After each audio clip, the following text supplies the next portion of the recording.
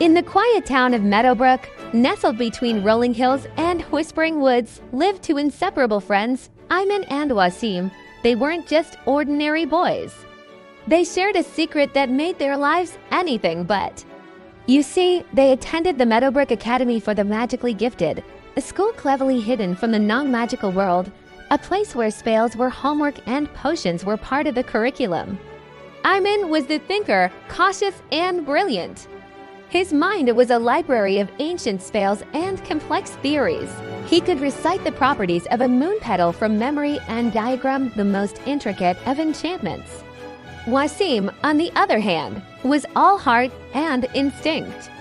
He was brave, quick-witted, and his magic, while sometimes a bit wild, was incredibly powerful.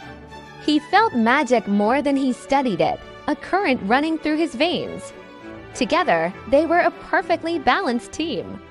One sunny afternoon, their ordinary school day took a dramatic turn. Headmaster Alistair, a wise old wizard with a twinkle in his eye and a beard that seemed to hold starlight, gathered all the students in the great hall.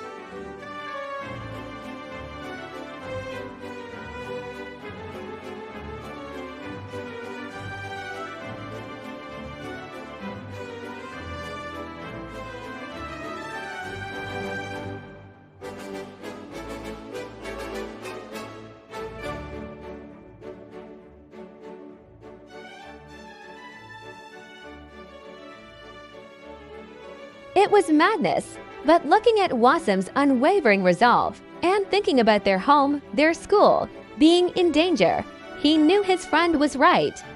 They had to try. That evening, under the cloak of a starry sky, Aiman and Wasim packed their satchels. Aiman carefully selected spellbooks, a compass that pointed to magical concentrations, and a bag of enchanted herbs. Wasim grabbed his trusty wand, a coil of sturdy rope, and a supply of fizzing whispies for energy. They slipped out of their dormitory window and made their way to the edge of the school grounds, where the protective barrier was already flickering like a dying candle. Their journey began in the Forbidden Forest, a place where the trees had branches like grasping claws and the shadows seemed to dance with a life of their own. Aiman, using a locator spell, followed a faint trail of ancient magic. The air grew colder, and strange noises echoed around them, the rustle of unseen creatures, the snap of a twig that was too close for comfort. Wasim kept his wand held high, a small orb of light pushing back the oppressive darkness. Days turned into a week. They navigated treacherous paths, solved riddles left by mischievous sprites, and narrowly avoided the grumpy trolls who guarded the rickety bridges over bottomless chasms.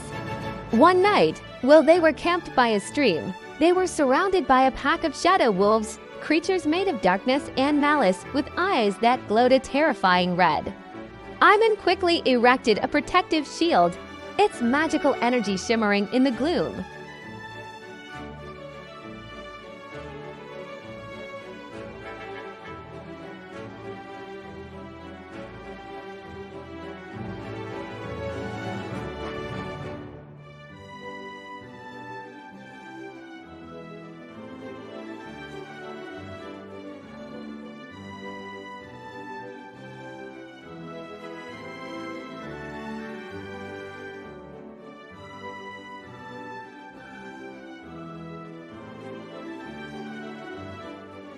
According to Aiman's research, this was the most likely lair for a griffin.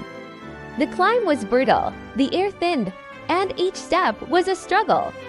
They had to use levitation charms to cross sheer cliffs and melting spales to carve handholds into the icy rock faces. Wasim's boundless energy began to flag, and even Aiman's encyclopedic knowledge of survival spells was being put to the test. They were exhausted, cold, and their supplies were running low.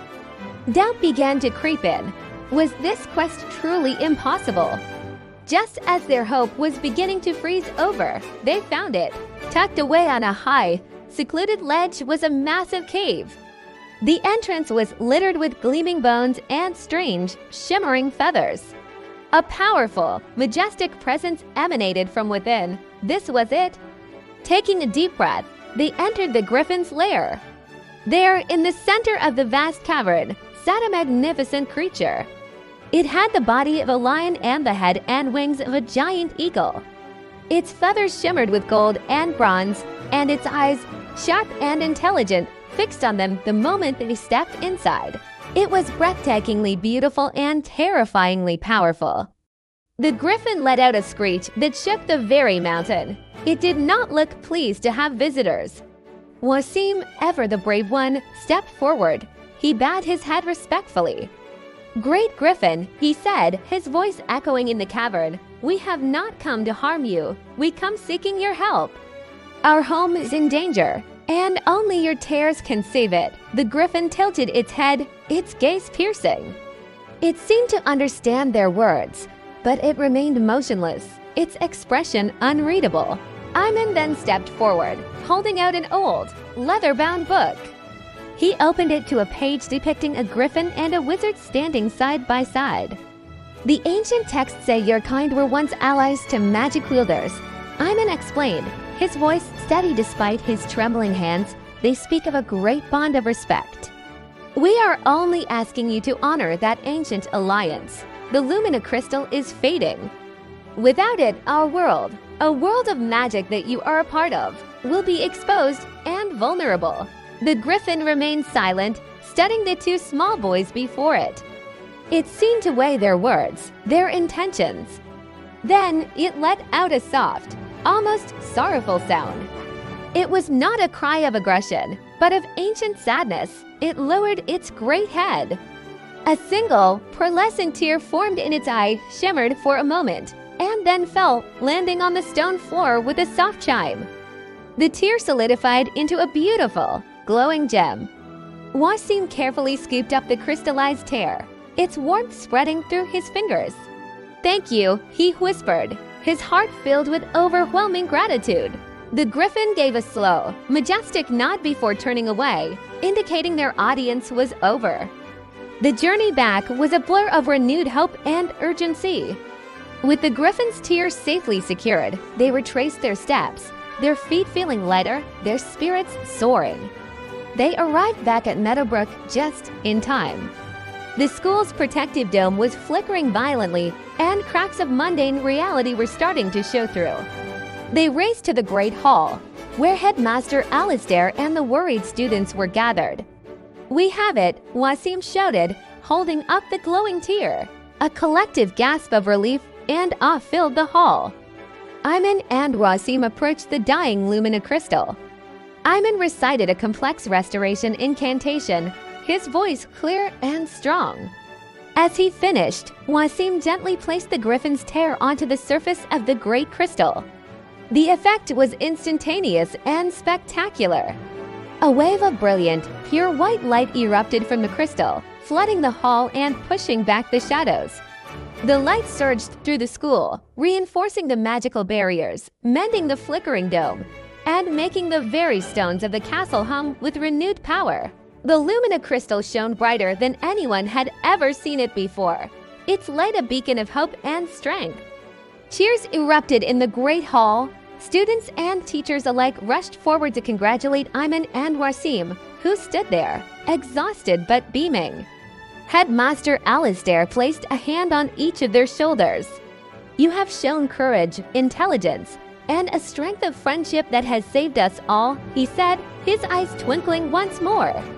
"Meadowbrook and the world of magic is in your debt." Aiman and Wasim were no longer just students. They were heroes. Their adventure became a new legend whispered in the halls of the academy, a story of how two friends, one of logic and one of heart, journeyed to the roof of the world and brought back a miracle. And as they returned to their classes, they knew their greatest adventures were only just beginning.